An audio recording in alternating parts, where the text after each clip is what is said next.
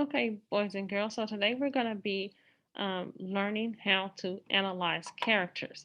Our focus TEK is 5.8b. So we know that analyzing characters has to do with examining details about them.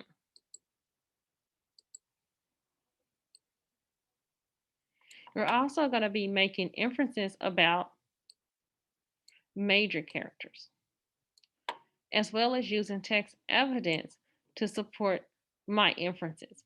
Text evidence meaning we're going to be pulling that information from the story or from the text itself.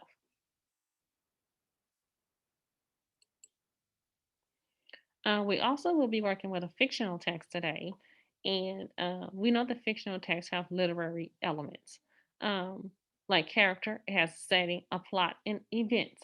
Today we're going to focus on the character, the people and animals in a story. We're going to focus on what they say and what they think. Um, what do they do? What do other characters say and think about them? We know that character ships help advance the plot of the story, the events that's going on in the story, and the main conflicts of the story. This is our graphic organizer. Make sure you copy this down in your journal. So I'm going to give you a few moments, about 2 to 3 minutes. Go ahead and copy this down in your journal. Now that you have this in your journal, let's go ahead and continue. We know that good readers ask questions. They set a purpose for reading. So as you read, think about what words best describe the character. Think about what is your evidence. What is your evidence based on what the character said, their actions, or their thoughts. So today we're going to look at a fable. It's called The Town Mouse and the Country Mouse. We know that town is the same word as city. So think of those as synonyms. Synonyms are two different words that have a similar meaning. So when you think of town mouse, think of city mouse. Okay, let's read the story together. Once upon a time, the town mouse went to visit his cousin in the country. When he arrived, he was tired and hungry, but the country mouse told him that they must go and look for their own food. The town mouse did not think much of this, but by the time they had finished their meal, the town mouse was hungry. How do you live like this? The town mouse said. At that moment, the country mouse looked up and shouted, "Run! There's an owl after us. He wants us for dinner." This was all too much for the town mouse to take, and he announced he was going home. Why not come to me? Why not come with me to my house, cousin? I'll show you what life should be like. So the two mouse set off to the city. When they arrived, the town mouse took his cousin into a dining room where they found a hung chunk of cheese and piles of carrots. They were busy chomping away at their feast when they heard a loud noise in the next room. "What on earth is that?" whispered the country mouse, hardly daring to breathe. "Oh, don't worry about that. It's only dogs coming back from their walk," replied his cousin. "They won't hurt you." But as he spoke, the dogs rushed into the room, snarling and barking and wanting their supper. "Well, that's it. I'm off," said the country mouse. "I can't live like this." Okay, so now that we've read the story, let's go into our um, graphic organizers. So we have our title up here, The Town Mouse and the Country Mouse. We're going to be looking at the city mouse. That's what it says here. We know that city mouse and town mouse is the same thing. So listen as I think out about one of the traits I think that the um, city mouse has or the town mouse. So I'm going to go back to the text. Um, I know that over here it says, "At that moment, the country mouse looked up and shouted, 'Run! There's an owl after us. He wants us for dinner.'"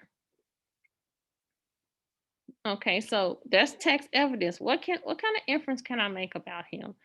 I can infer that if someone was after me and wanted me for dinner, They're probably scared. So I'm going to go ahead and I'm going to put that I think, well, based on text evidence, not what I think, based on text evidence, that he's scared.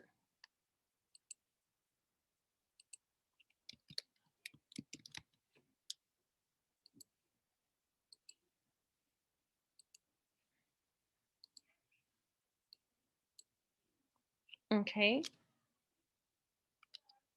because the city mouse, the owl, and owl is chasing them.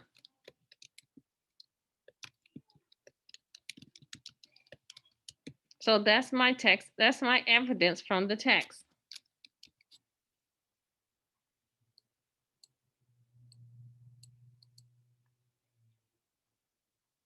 Okay.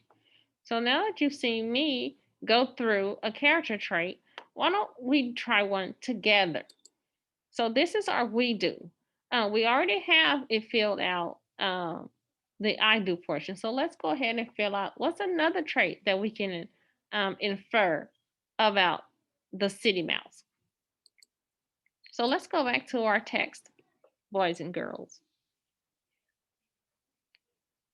Who has some ideas? Okay, let's pause so you can get some ideas from you.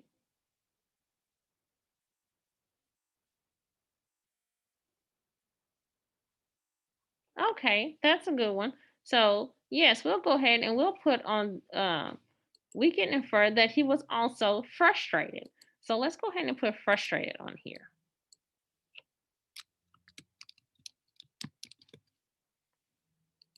Okay, but we need some text evidence to support our inference that he's frustrated. Let's get another color here to underline our text evidence. So this time we're going to use green. Okay, because he announced that he was going home. He said, "This is all too much for me." And he announced that he was going home. So that's going to be our text evidence that he's frustrated. So let's go ahead and add that to our graphic organizer.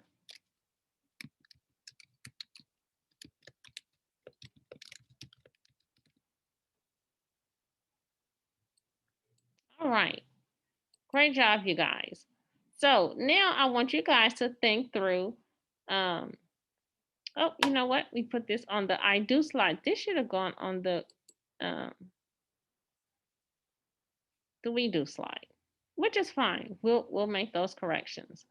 So now that we filled out the I do portion of it and the we do portion of it, you guys are gonna go ahead and fill out the you do. You come up with the character trait all on your own.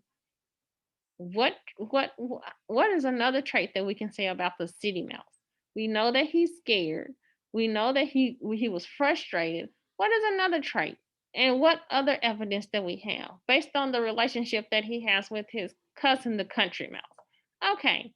All right. I'm going to set my timer to 3 minutes. You guys work through this. Remember to underline your text evidence. That's very important.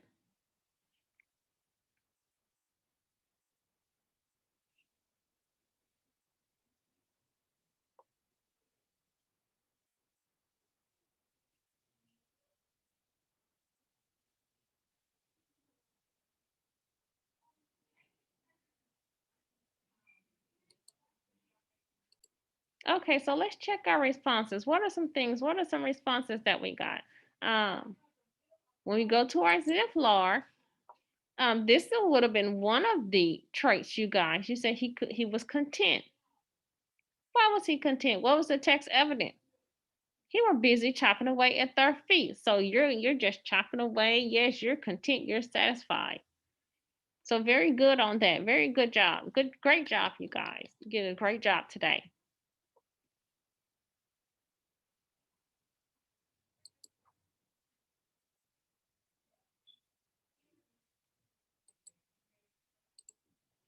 Okay, so let's remember that character traits affect their relationships with one another.